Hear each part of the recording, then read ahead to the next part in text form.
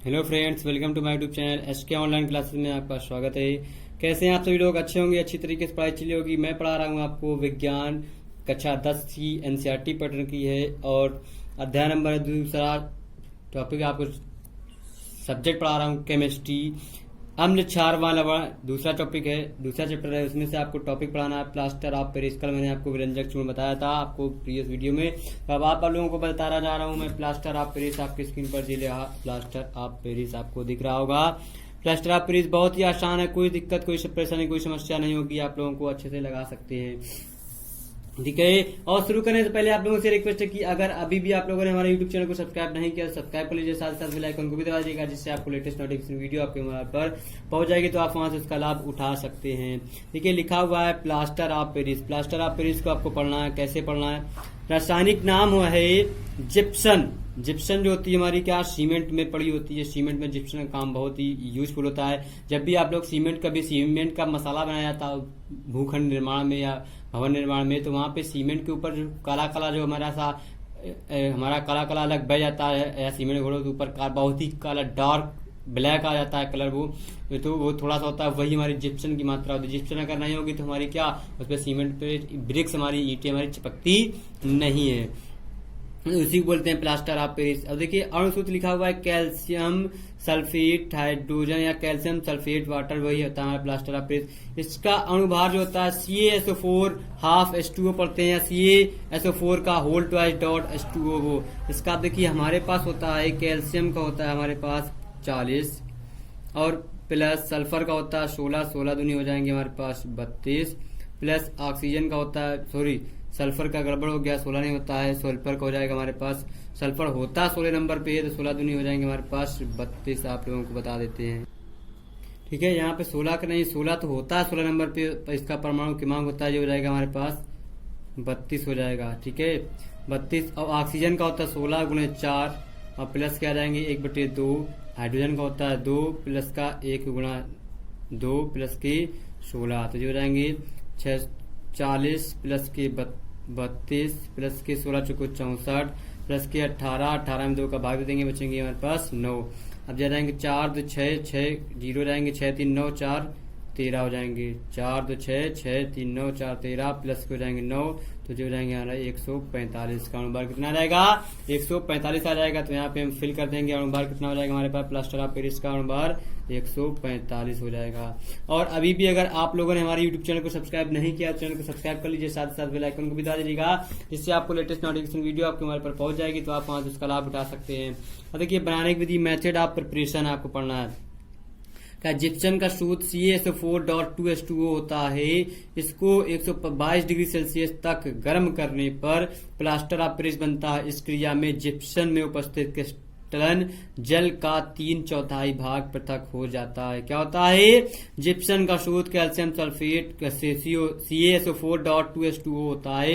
इसको 120 degree Celsius तक गर्म करने पर प्लास्टर ऑफ पेरिस बनता है। इस क्रिया में जिप्सम में उपस्थित क्रिस्टलन जल का 3/4 भाग पृथक हो जाता है। जैसे calcium sulphate .2H2O 120 degree Celsius पर कैल्शियम सल्फेट का whole twice dot H2O plus 3H2O, तो प्लास्टर ऑफ पेरिस हमारा ये बन जाता है। फिर ठीक है, रिएक्शन आपको दिख रही होगी, आप लोगों ने अच्छे से पढ़ भी लिए होंगे। अभी कहा कि CaSO4 का CaSO4 कैल्शियम सल्फेट के 2 इकाई अणु जल के एक अणु के साथ साझेदारी करते हैं, अतः इसे कैल्शियम सल्फेट हाफ H2O भी लिखा जा सकता है। तो भौतिक गुण जो होते हैं फिजिकल प्रॉपर्टीज, ये सफेद रंग का चूर्ण होता है। ये सफेद रंग का क्या होता है हमारा प्लास्टर ऑफ पेरिस सफेद रंग की चूर्ण होती है, जो हमारे लोग प्लास्टर के बाद उसको पेंट किया जाता है, तो वो हमारी प्लास्टर ऑफ पेरिस होती है, ठीक है। रासायनिक गुण केमिकल प्रॉपर्टीज आपको पढ़ना है। रासायनिक गुण में देखिए आपको दिख रहा होगा जल का प्रभाव। प्लास्टर ऑफ पेरिस जल को सोख लेता है और जिप्सम बनाता है जो कड़ा होता है, ठीक है। इस पूरी क्रिया को प्लास्टर ऑफ पेरिस का जमना सेटिंग कहते हैं। मतलब प्लास्टर ऑफ पेरिस जल को सोख लेता है और जिप्सम बनाता है जो कड़ा होता है। कड़ा मतलब बहुत ही हार्ड होता है। इस पूरी क्रिया को प्लास्टर ऑफ पेरिस का जमना सेटिंग कहते हैं। प्लास्टर ऑफ पेरिस का जमने का यह गुण अत्यंत उपयोगी होता है, जिसे CaSO4 का whole twice dot H2O plus 3H2O के साथ गर्म करते हैं, तो जिप्सम CaSO4.2H2 हमारा बन जाता है।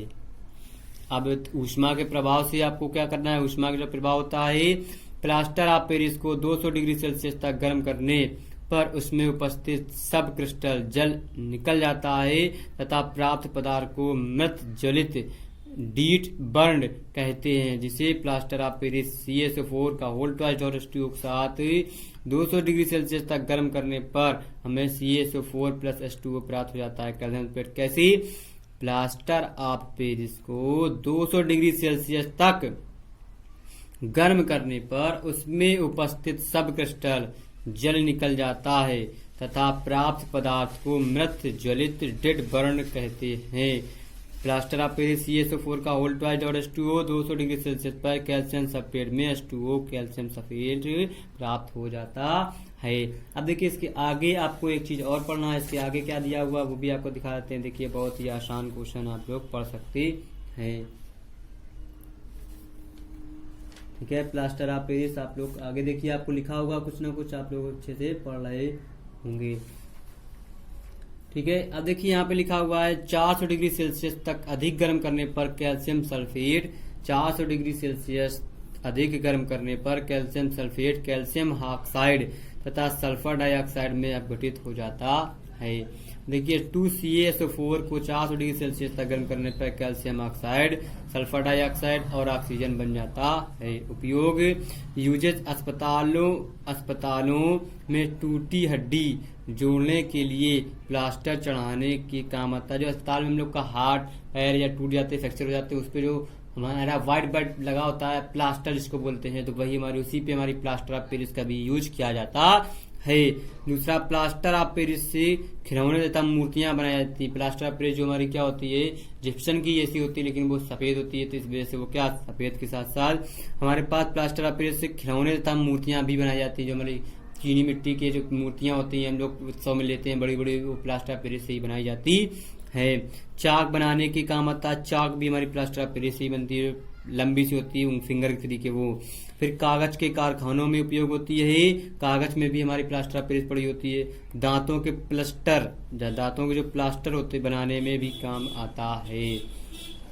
फिर इसमें मोस्ट इंपॉर्टेंट पॉइंट लिखे हुए हैं जो आपके काम के लिखा हुआ है, पीतल एवं तांबे के बर्तनों में दही खट्टे पदार्थ को क्यों नहीं रखने चाहिए।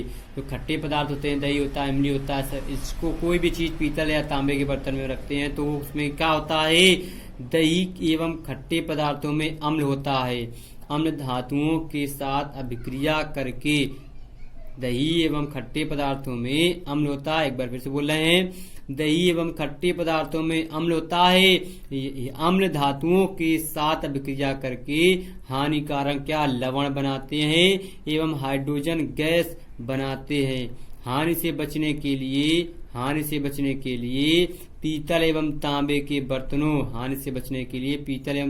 बर्तनों में दही एवं खट्टे पदार्थ नहीं रखे जाते हैं। क्या नहीं रखे जाते हैं, खट्टे पदार्थ नहीं रखे जाते हैं। लिखा ताजे दूध के पीएच मान, ताजे दूध का पीएच मान होता है 6 होता है। दही बन जाने पर इसके पीएच के मान में क्या परिवर्तन होता है। जो हमारे से ताजा दही होता है उसका पीएच मान 6 होता है।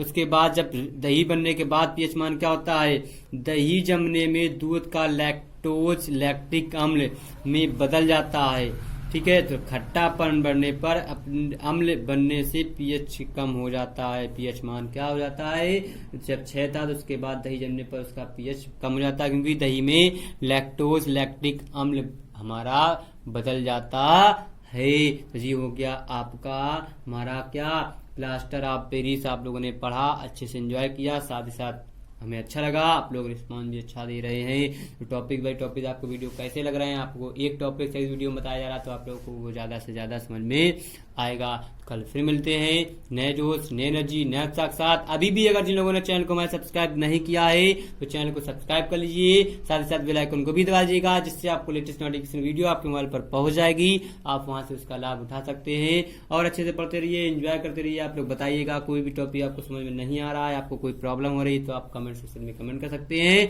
या व्हाट्सएप नंबर मैंने आपको दिया है, व्हाट्सएप नंबर पे भी आप लोग बता सकते हैं। व्हाट्सएप नंबर है हमारा 8574663599। 8 इस पर आपको कॉल नहीं लगेगी, सिर्फ SMS आप लोग कर सकते हैं। ठीक है, तो कल फिर मिलते हैं नए दोस्त एनर्जी नए साक्षात। 8574663588 हमारा व्हाट्सएप नंबर है। कल फिर मिलते हैं नए दोस्त नए एनर्जी नए साक्षात। Bye bye.